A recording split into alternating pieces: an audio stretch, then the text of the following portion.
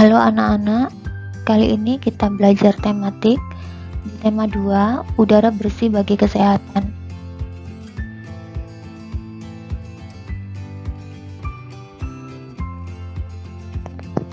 Dalam pembelajaran tematik kali ini, Miss Retno akan menjelaskan cara memperoleh informasi dari teks.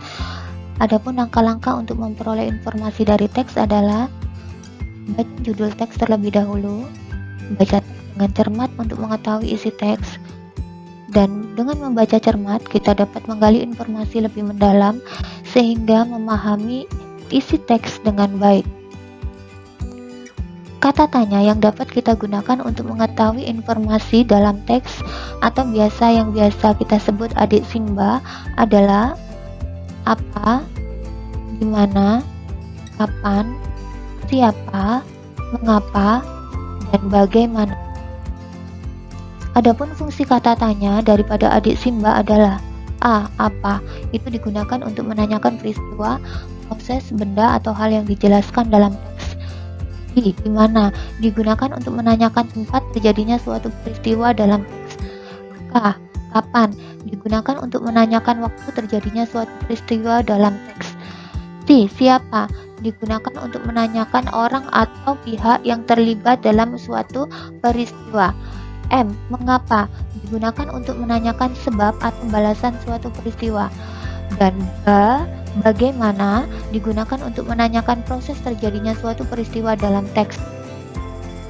Adapun menjawab pertanyaan dan mengolah informasi dari teks, terdapat beberapa pertanyaan yang harus kita jawab agar kita lebih memahami isi teks. Adapun contoh daripada kata tanya dan arahan jawabannya bisa kalian lihat di slide. Sekarang kita belajar tentang proses pernapasan pada manusia. Ada dua tahap proses pernapasan pada manusia, yaitu proses menghirup udara dan proses menghembuskan udara. Proses menghirup udara adalah 1. Udara masuk melalui hidung. 2. Udara disaring oleh lendir dan rambut. 3. Paru-paru mengembang dan rongga dada membesar. 4. Gas oksigen diserap oleh alveolus. Sedangkan proses menghembuskan udara, paru-paru mengempis dan rongga dada kembali ke ukuran semula. Udara keluar melalui saluran pernapasan. Dan yang ketiga, udara yang dikeluarkan mengandung gas karbon dioksida dan uap air.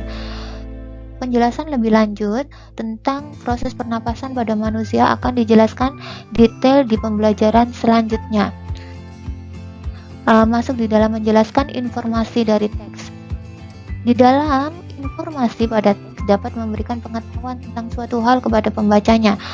Jika informasi dari teks dapat dipahami dengan baik, maka pembaca dapat menjelaskan informasi tersebut kepada orang lain.